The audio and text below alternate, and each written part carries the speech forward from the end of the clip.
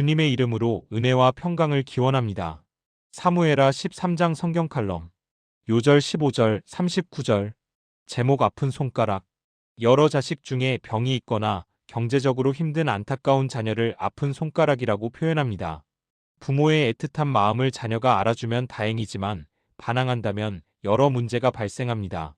그리스도인은 신앙의 명문 가정을 꿈꾸지만 이루기는 매우 힘듭니다. 가장 중요한 성취의 조건인 부모의 모범적 본보기를 해내지 못하기 때문입니다. 재물과 권력과 명예를 갖춘 명망가의 가정이라도 신앙의 덕목을 갖추지 못한다면 충돌이 생길 수밖에 없습니다. 돈과 권력에 신앙의 절제가 없다면 방탕과 교만으로 치달아 가게 되어 있습니다. 부자는 천국 들어가기가 거의 불가능하다는 주님의 말씀은 현실적 상황에 근거한 것입니다. 마태복음 19장 23절부터 24절입니다. 예수께서 제자들에게 이르시되 내가 진실로 너희에게 이르노니 부자는 천국에 들어가기가 어려우니라. 다시 너희에게 말하노니 낙타가 바늘기로 들어가는 것이 부자가 하나님의 나라에 들어가는 것보다 쉬우니라 하시니 부자는 바쁘고 누릴 것도 많아 정적인 신앙 세계로 들어오기가 어렵습니다. 또한 부자 부모가 영적 교육을 온전히 하는 것은 아주 드뭅니다. 사무엘하 13장은 다윗 가문의 성적 스캔들과 참혹한 살인 이야기입니다. 당대 최고 신앙 명문가이지만 자녀들의 단단히 아픈 모습에 심장이 쩌릿합니다. 아픈 손가락을 올바로 처치하지 못해 수욕을 겪는 아버지 다윗의 행로가 참 살벌합니다. 다윗 가문의 근친상간과 골육 간의 살인은 이미 예언되어 있었습니다. 근본 원인은 다윗이 뿌린 씨앗에서 시작되었습니다. 사무엘하 12장 9절부터 10절입니다. 그러한데 어찌하여 내가 여호와의 말씀을 업신여기고 나보기에 악을 행하였느냐? 내가 칼로 햇사람 우리아를 치되 암몬 자손의 칼로 죽이고 그의 아내를 빼앗아 내 아내로 삼았도다. 이제 내가 나를 업신여기고 햇사람 우리아의 아내를 빼앗아 내 아내로 삼았은즉 칼이 내 집에서 영원토록 떠나지 아니하리라 하셨고, 다윗이 밧세바와 우리아에게 행한 잔인무도한 범죄가 자식들에 의해 재현되고 있습니다. 더 깊이 들어가자면 왕은 아내를 많이 두지 말아야 하는 율례를 어긴 다윗의 축척 후유증입니다. 맏아들 암논이 이복누이 다말을 연모하여 강간한 것은 신앙교육이 전혀 안 되어 있는 증표입니다. 근친상간이 수간과 남색과 함께 사형에 해당하는 율법을 배우지 않았을 가능성이 큽니다. 레위기 20장 17절입니다. 누구든지 그의 자매 곧 그의 아버지의 딸이나 그의 어머니의 딸을 데려다가 그 여자의 하체를 보고 여자는 그 남자의 하체를 보면 부끄러운 일이라. 그들의 민족 앞에서 그들이 끊어질지니 그가 자기의 자매의 하체를 범하였은즉 그가 그의 죄를 담당하리라. 강교한 사촌 요나답의 꾀에 넘어간 것도 주색에 파묻혀 지혜를 잃었기 때문입니다. 3절부터 5절. 사랑이 아닌 욕망에 의한 성의 향락은 다말을 욕보이고 난 뒤 증오하는 변태로 바뀝니다. 자신의 비정상을 상대방에게 전가하는 악한 성정의 발로입니다. 사무엘하 13장 15절입니다. 그리하고 암논이 그를 심히 미워하니 이제 미워하는 미움이 전에 사랑하던 사랑보다 더한지라.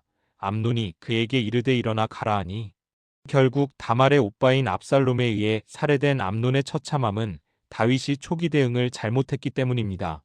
다윗이 노하는 것으로 그치지 말고 법에 의한 징계를 내렸다면 이렇게 악화되지는 않았을 것입니다. 그 후에 펼쳐진 압살롬에 대한 애증의 아픈 손가락 처리도 결국 큰 화근을 불러옵니다. 사무엘하 13장 39절입니다. 다윗 왕의 마음이 압살롬을 향하여 간절하니 암논은 이미 죽었으므로 왕이 위로를 받았음이더라. 육적 장자인 암논과 뒤이은 장자인 압살롬의 몰락은 영적 자질을 갖추지 못했기 때문입니다. 자질이 부족하면 지도자 반열에서 탈락하는 이면의 원칙을 보여줍니다. 부모는 영적 실력과 모범을 보여야 하고 후손은 의무적으로 경건의 훈련을 받아야 합니다. 바울이 디모데를 영적 아들로 삼아 지도자로 세운 원리는 영적 자녀 교육의 모델이 됩니다. 디모데전서 6장 11절부터 12절입니다. 오직 너 하나님의 사람아 이것들을 피하고 의와 경건과 믿음과 사랑과 인내와 온유를 따르며 믿음의 선한 싸움을 싸우라. 영생을 취하라. 이를 위하여 내가 부르심을 받았고 많은 증인 앞에서 선한 증언을 하였도다. 우리도 영육의 아픈 손가락에 역전이 일어나기를 소원합니다.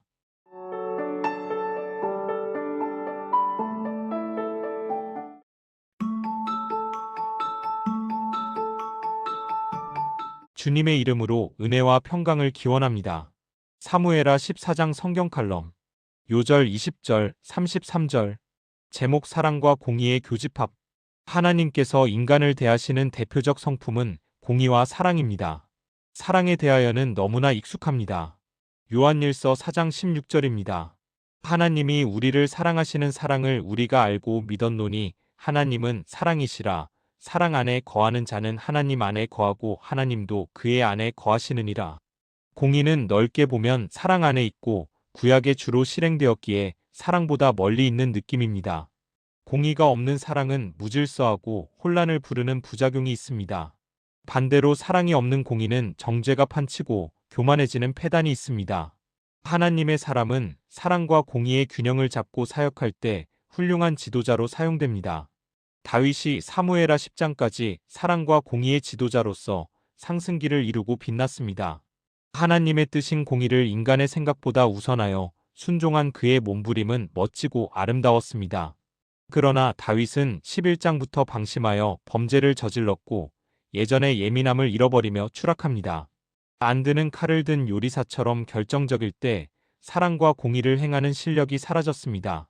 암논의 근친상간에 이어 압살롬의 근친살인은 다윗과의 피바람을 불렀습니다. 더 큰 문제는 다윗이 영적 감각이 상실되어 문제를 수습할 실력이 없다는 것입니다. 다윗이 하나님의 공의에 대한 감각이 있었다면 압살롬을 징계했어야 마땅했습니다. 그러나 다윗에게는 눈에 넣어도 아프지 않은 압살롬에 대한 사랑이 더 컸습니다. 율법에 의하여 압살롬을 징벌해야 하나님의 공의가 서고 국가의 기강도 잡힙니다. 하지만 자식 사랑에 매여 하나님의 공의에 둔감하여 우유부단하게 행동합니다. 이 틈새를 권력의 냄새를 기가 막히게 맡는 요압이 파고들었습니다. 1절. 드고아의 지혜로운 여인과 콤비를 이루어 다윗의 감정을 건드립니다. 비유를 통한 접근은 나단 선지자와 유사하지만 이들에게는 하나님의 뜻과 능력이 없었습니다. 10절부터 11절. 다윗의 약점을 파고들어 감정을 북돋고 하나님의 사자라는 최고의 아부 멘트를 날립니다. 사무엘하 14장 20절입니다. 이는 왕의 종 요압이 이 일의 형편을 바꾸려 하여 이렇게 함이니이다. 내주 왕의 지혜는 하나님의 사자의 지혜와 같아서 땅에 있는 일을 다 아시나이다 하니라. 결국 압살롬의 귀성 목적은 이루어지지만 다윗의 겁으로 만남은 불발됩니다. 사무엘하 14장 23절부터 24절입니다. 요압이 일어나 그술로 가서 압살롬을 데리고 예루살렘으로 오니 왕이 이르되 그를 그의 집으로 물러가게 하여 내 얼굴을 볼 수 없게 하라 하매 압살롬이 자기 집으로 돌아가고 왕의 얼굴을 보지 못하니라. 예루살렘에 있지만 아버지를 2년 동안 보지 못한 압살롬이 품었을 마음을 헤아려 봅니다. 사람이란 자기에게는 너그럽고 남에게는 섭섭함을 느끼는 속성이 있습니다. 이때에 압살롬에게 반역의 불씨가 시작되었을 것이라고 추론됩니다. 우여곡절을 거쳐 마침내 다윗과 압살롬의 상면이 성사되고 화해가 이루어집니다. 사무엘하 14장 33절입니다. 요압이 왕께 나아가서 그에게 아렘의 왕이 압살롬을 부르니 그가 왕께 나아가 그 앞에서 얼굴을 땅에 대어 그에게 절함의 왕이 압살롬과 입을 맞추니라. 이 사건은 하나님의 뜻인 공의에 둔감할 때 반란이 나고 악은 휘몰아친다는 것을 보여줍니다.